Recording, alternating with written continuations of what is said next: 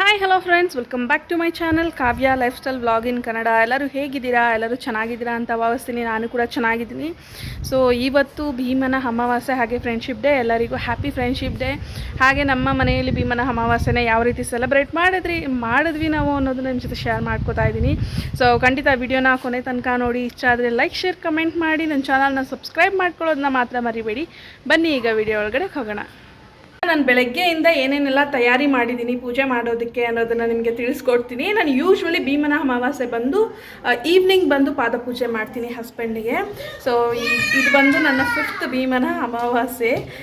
9 years ಮಾಡಬೇಕು total. So ಭೀಮನ ಅಮಾವಾಸ್ಯೆ ಏನಕ್ಕೆ ಸೆಲೆಬ್ರೇಟ್ ಮಾಡ್ತಾರೆ ಅನ್ನೋದನ್ನು ನಾನು ವಿಡಿಯೋ ಲಾಸ್ಟಲ್ಲಿ ನಾನು ನಿಮಗೆ ತಿಳಿಸ್ತೀನಿ. ಸೊ ಈಗ ಏನೇನೆಲ್ಲ ತಯಾರಿ ಮಾಡಿದ್ದೀನಿ ಅಂತ ನೋಡೋಣ. ಬೆಳಗ್ಗೆ ರಂಗೋಲಿನ ಹಾಕಿದ್ದೀನಿ. ಇಲ್ಲಿ ಸಾತ್ವಿಕು ಗೊತ್ತಲ್ಲ, ನಾನು ಆಲ್ರೆಡಿ ಹೇಳಿದ್ದೀನಿ ನಿಮಗೆ. ರಂಗೋಲಿ ಹಾಕಿದ್ರೆ ಅವನಿಗೆ ಇಷ್ಟ ಆಗಲ್ಲ. ಎಲ್ಲ ಹಳಸಿ ಇಟ್ಟಿದ್ದಾನೆ. ಇಲ್ಲಿ ನೋಡಿ ಹೆಂಗೆ ಹಳಸಿ ಇಟ್ಟಿದ್ದಾನೆ ಅಂತ. ಈ ರೀತಿ ಸ್ಟಾರ್ ಶೇಪ್ ಇದೆಯಲ್ಲ, ಆ ಥರ ಹಾಕ್ಬೇಕು ಇವತ್ತು ರಂಗೋಲಿ ಮೇಯ್ನು. ಸೊ ಅದಕ್ಕೋಸ್ಕರ ಅಂತಲೇ ಹಾಕಿದೆ. ನನಗೆ ಬರೋ ಹಾಗೆ ಎಲ್ಲ ಹಳಸಿ ಇಟ್ಟಿದ್ದಾನೆ. ಇಲ್ಲಿ ಹೊಸ್ಲಿಗೆಲ್ಲ ಅರಿಶಿನ ಕುಂಕುಮ ಎಲ್ಲ ಇಟ್ಟು ಹೂವು ಇಟ್ಟಿದ್ದೀನಿ. ಬಾಗಿಲ್ಗೂ ಹೂವು ಇಟ್ಟಿದ್ದೀನಿ. ಇವತ್ತು ಅಮಾವಾಸ್ಯೆ ಆಗಿರೋ ಕಾರಣ ಸ್ವಲ್ಪ ಮನೆಗೆ ದೃಷ್ಟಿ ಕೂಡ ತೆಗಿಯೋಣ ಅಂತ ಹೇಳಿ ನಾನು ಒಂದು ನಿಂಬೆಹಣ್ಣ ಕಟ್ ಮಾಡಿಬಿಟ್ಟು ಅದರಲ್ಲಿ ಅರಿಶಿನ ಕುಂಕುಮ ಇಟ್ಟು ಬಾಗಿಲಲ್ಲಿ ಇಟ್ಟಿದ್ದೀನಿ. ಸೊ ಇಲ್ಲಿ ನೋಡ್ಬೋದು ನೀವು ಯಾವ ರೀತಿ ಇಟ್ಟಿದ್ದೀನಿ ಅಂತ ಹೇಳಿ. ಸೊ ಇವತ್ತು ತುಂಬಾ ಸ್ಪೆಷಲ್ ಡೇ. ಹಾಗೆ ಸ್ವಲ್ಪ ದೃಷ್ಟಿ ಆಗಿದೆ ಕೂಡ ನಮ್ಮ ಮನೆಗೆ. ಅದಕ್ಕೋಸ್ಕರನೇ ದೃಷ್ಟಿನ ತೆಗೆದು ನಾನು ಅಲ್ಲಿಟ್ಟಿದ್ದೀನಿ. ನಿಮಗೆ ಬೂದ್ ಗುಂಬಳಕಾಯಿ ಗೊತ್ತಲ್ವ, ಬೂದ್ ಗುಂಬಳಕಾಯಿ ಏನಾದರೂ ಸಿಕ್ಕಿದ್ರೆ ಅದನ್ನು ತೊಗೊಂಬಂದು ದೃಷ್ಟಿ ತೆಗೆದ್ರೂ ತುಂಬಾ ಒಳ್ಳೆಯದು. ಮನೆ ಫುಲ್ಲು ಕ್ಲೀನ್ ಮಾಡಿ ಇಟ್ಟಿದ್ದೀನಿ. ಈಗ ನೋಡ್ಬೋದು ನೀವು ಟೈಮು ಇನ್ನು 5 ಆಗಲಿಲ್ಲ. 6 o'clock ಪೂಜೆ ಮಾಡ್ತೀನಿ. ಅದಾದಮೇಲೆ ಮನೆಗೆ ಲೈಟನ್ನು ಹಾಕ್ತೀನಿ. ಸೊ ನಾನು ಯೂಶ್ವಲಿ ಪೂಜೆ ಮಾಡೋಕ್ಕಿಂತ ಮುಂಚೆ ಏನೇ ತೊಳೆಯೋ ಪಾತ್ರೆನೂ ನಾನು ಇಡೋದಿಲ್ಲ. ಹಾಗೆ ಕೈ ಒರೆಸೋ ಬಟ್ಟೆ ಇರುತ್ತಲ್ಲ ಕಿಚನಲ್ಲಿ, ಅದನ್ನು ಕೂಡ ನಾನು ಎತ್ತಿಟ್ಬಿಟ್ಟಿದ್ದೀನಿ. ಸೊ ಇವತ್ತು ಬಂದು ರೈಸ್ ಮಾಡಿದ್ದೀನಿ. ಹಾಗೆ ಇಲ್ಲಿ ನೋಡ್ಬೋದು ಬಸ್ಸಾಂಬಾರು, ಹುರ್ಳಿಕಾಳು ಪಲ್ಯನ ಮಾಡಿಟ್ಟಿದ್ದೀನಿ ಹಸ್ಬೆಂಡ್ಗೆ. ಪಾತ್ರೆಗಳನ್ನೆಲ್ಲ ಕ್ಲೀನಾಗಿ ತೊಳೆದಿಟ್ಟಿದ್ದೀನಿ. ಇವತ್ತು ಮೇಯ್ನ್ ಬಂದು ನಾನು ಹಳೆ ನೀರನ್ನೆಲ್ಲ ಹೊರಗಾಕಿ ಹೊಸ ನೀರನ್ನ ತೊಗೊಂಬಂದು ಇಟ್ಟಿದ್ದೀನಿ. ಅದು ತುಂಬ ಬಿಂದಿಗೆ ಇಟ್ಟಿದ್ರೆ ನಿಮ್ಮ ಮನೆಯಲ್ಲಿ ಆ ಬಿಂದಿಗೆ ತುಂಬಾ ಇಡಬೇಕು. ಸೊ ಈಗ ಪೂಜೆಗೆ ಏನೇನೆಲ್ಲ ತಯಾರಿ ಮಾಡ್ಕೊಂಡಿದ್ದೀನಿ ನೋಡೋಣ. ಫಸ್ಟು ಇಲ್ಲಿ ಕ್ಲೀನ್ ಮಾಡಿಬಿಟ್ಟು ಎಲ್ಲ ದೇವ್ರಿಗೂ ನಾನು ಹೂವನ್ನ ಇಟ್ಟಿದ್ದೀನಿ. ಡೇರಾ ಹೂವು ನೋಡಿ ಎಷ್ಟು ಚೆನ್ನಾಗಿ ಕಾಣಿಸ್ತಿದೆ ಅಂತ ಹೇಳಿ. ಸೊ ಈ ರೀತಿ ನಾನು ಅಲಂಕಾರನ ಮಾಡ್ಕೊಂಡಿದ್ದೀನಿ. ಇವತ್ತು ನಾನು ತುಪ್ಪದ ದೀಪನ ಹಚ್ತಾ ಇದ್ದೀನಿ. ಎಲ್ಲ ತುಪ್ಪ ಎಲ್ಲ ಹಾಕಿ ಕೂಡ ನಾನು ಇಟ್ಟಿದ್ದೀನಿ. ಹೀಗಿದೆ ನಮ್ಮ ದೇವ್ರ ಮನೆ ಇವತ್ತು.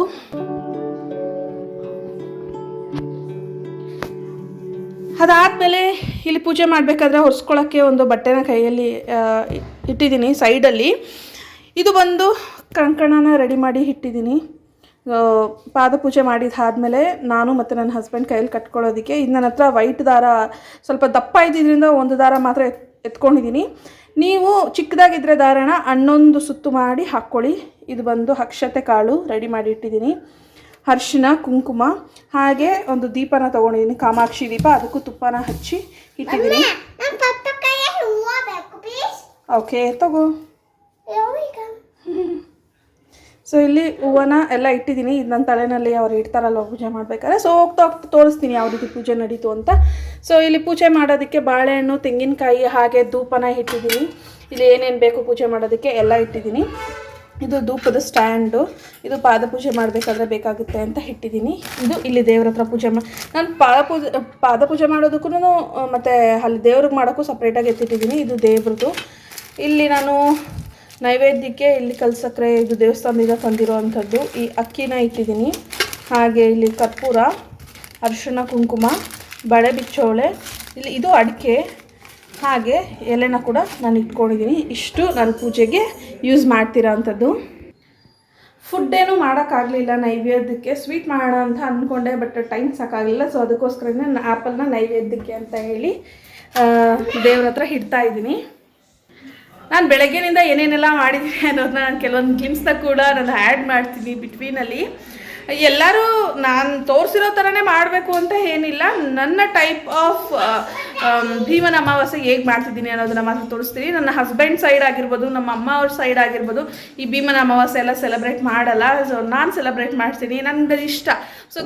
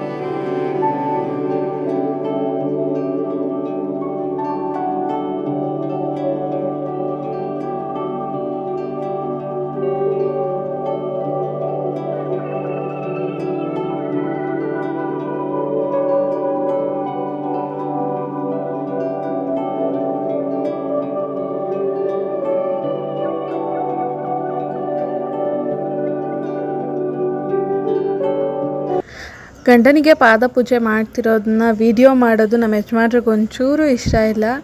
ನಾನೇ ತುಂಬ ಕಂಪಲ್ ಮಾಡಿ ವಿಡಿಯೋ ಮಾಡ್ತಿದ್ದೀನಿ. ಜಸ್ಟ್ ಯೂಟ್ಯೂಬಲ್ಲಿ ಹಾಕಬೇಕು ಅಂತ ಏನಲ್ಲ, ನನಗೂ ಅದೊಂದು ಮೆಮೊರಿ. ಸೊ ಈ ರೀತಿ ಎಲ್ಲ ಪೂಜೆ ಮಾಡಿದ್ದೀವಿ ನಾವು ಅಂತ ಹೇಳಿ ಫ್ಯೂಚರಲ್ಲಿ ನೆನೆಸ್ಕೊಂಡು ನೋಡೋಕೆ ತುಂಬಾ ಖುಷಿ ಇರುತ್ತೆ. ಒಂದು ಎಕ್ಸಾಂಪಲ್ ಹೇಳ್ತೀನಿ ನಾನು. ನನ್ನ ಮಗ ಚಿಕ್ಕ ವಯಸ್ಸಲ್ಲಿ ಆಟ ಆಡಿರೋ ವೀಡಿಯೋಸ್ನ ನಾವು ರೀಸೆಂಟಾಗಿ ನೋಡಿದ್ವಿ. ಅದನ್ನೆಲ್ಲ ನೋಡ್ತಾ ಇದ್ದರೆ ನಮಗೆ ಎಷ್ಟು ಖುಷಿ ಆಗ್ತಿತ್ತು ಗೊತ್ತಾ. ತುಂಬಾ ಟೆನ್ಷನಲ್ಲಿದ್ವಿ ಆವತ್ತು, ತುಂಬಾ ಯೋಚನೆಗಳು ತಲೆನಲ್ಲಿ ಓಡ್ತಾ ಇತ್ತು. ಆದರೆ ಆ ಒಂದು ವೀಡಿಯೋ ನೋಡಿದಾಗ ನಮಗೆ ಎಷ್ಟು ಖುಷಿ ಆಗ್ತಿತ್ತು ಗೊತ್ತಾ. ಅದೇ ರೀತಿಯೇ ಮೆಮೊರೀಸ್ನ ನಾನು ಸೇವ್ ಮಾಡ್ತಾ ಇದ್ದೀನಿ. ಸೊ ಫ್ಯೂಚರಲ್ಲಿ ನನಗೆ ವಯಸ್ಸಾದ್ಮೇಲೆ ಆಗಿರ್ಬೋದು, ಇನ್ನೊಂದು 4-5 ವರ್ಷ ಆದಮೇಲೆ ಆಗಿರ್ಬೋದು, ಇದನ್ನೆಲ್ಲ ನೋಡಿದಾಗ ತುಂಬಾ ಖುಷಿ ಆಗುತ್ತೆ. ಸೊ ಅದೊಂದು ಮೆಮೊರಿ ಕ್ರಿಯೇಟ್ ಮಾಡೋದಕ್ಕೋಸ್ಕರನೇ ನಾನು ವಿಡಿಯೋಸ್ ಮಾಡ್ತೀನಿ, ಈ ವಿಡಿಯೋನ ಮಾಡಿರೋದು ಪರ್ಟಿಕ್ಯುಲರಾಗಿ.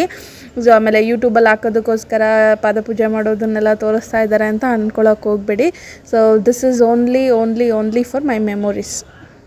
ಸ್ಟೋರಿ ಬಿಹೈಂಡ್ ಭೀಮನ ಅಮಾವಾಸ್ಯೆ ಏನಪ್ಪ ಅಂತಾರೆ, ಒಂದು ಲೈನಲ್ಲೇ ಹೇಳಿ ಮುಗಿಸ್ತೀನಿ.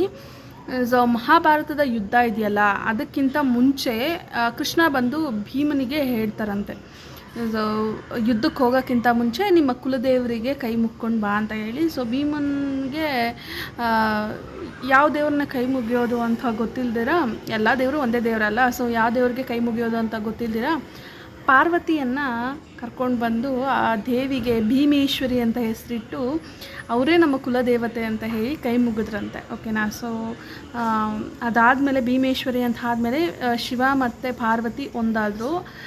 ಆ ಒಂದಾಗಿದ್ದ ದಿನಾನ ಭೀಮನ ಅಮಾವಾಸ್ಯೆ ಅಂತ ಕರೀತಾರೆ.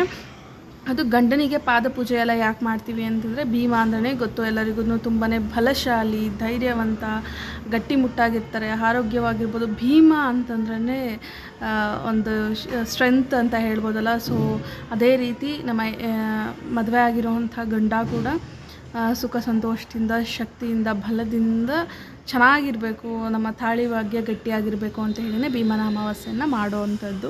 ಸೊ ಈ ಭೀಮನ ಅಮಾವಾಸ್ಯೆ ಬಂದು ಅವರ ಹೆಲ್ತ್ಗೋಸ್ಕರ ನಾವು ಒಂದು ದಿವಸ ದೇವರಿಗೆ ಕೈ ಮುಗಿದು ಕೇಳ್ಕೊಳ್ಳೋ ಅಂಥ ಒಂದು ವಿಚಾರ. ಡೈಲಿ ಅವ್ರ ಬಗ್ಗೆ ಕೇರ್ ಮಾಡೋದು ಕಾಮನ್, ಬಟ್ ದೇವರಿಗೆ ಆ ಸ್ಪಿರಿಚುವಲ್ ಪವರ್ ಇರುತ್ತಲ್ಲ, ಸೊ ಆ ಸ್ಪಿರಿಚುವಲ್ ಎನರ್ಜಿಯಿಂದ ಕೈ ಮುಗಿದು ಕೇಳ್ಕೊಳ್ಳೋ ಅಂಥದ್ದು. ನಾನು ಈಗೀಗ ಎಲ್ಲ ತುಂಬ ವಿಷಯಗಳನ್ನ ತಿಳ್ಕೊತಾ ಇದ್ದೀನಿ. ಇದು ನನಗೆ ಫಸ್ಟೆಲ್ಲ ಗೊತ್ತಿರಲಿಲ್ಲ. ಸೊ ದಿನೇ ಕಲಿತಾ ಇದ್ದೀನಿ. ಒಂದೊಂದು ದಿನ ಒಂದೊಂದು ಅವರಲ್ಲೂ ಒಂದೊಂದು ವಿಷಯನ ಕಲಿತಾ ಇದ್ದೀನಿ. ಸೊ ನೀವು ಅಷ್ಟೇ ಆದಷ್ಟು ನಮ್ಮ ರಿಲಿಜಿಯನ್ ಬಗ್ಗೆ ಆಗಿರ್ಬೋದು, ನಮ್ಮ ಪಾಸ್ಟ್ ಬಗ್ಗೆ ಆಗಿರ್ಬೋದು ಎಲ್ಲ ತಿಳ್ಕೊಳ್ಳಿ. ರಾಮಾಯಣ ಆಗಿರ್ಬೋದು, ಮಹಾಭಾರತ ಆಗಿರ್ಬೋದು, ಯಾವುದೇ ಆಗಿರಲಿ ಅದ್ರ ಬಗ್ಗೆ ತಿಳ್ಕೊಳ್ಳೋಕ್ಕೆ ಟ್ರೈ ಮಾಡಿ. ನಾನು ಆದಷ್ಟು ತಿಳ್ಕೊಳ್ಳೋಕ್ಕೆ ಟ್ರೈ ಮಾಡ್ತಾಯಿದ್ದೀನಿ. ನೆಮ್ಮದಿಯಿಂದ, ತೃಪ್ತಿಯಿಂದ ಪೂಜೆ ಮುಗೀತು.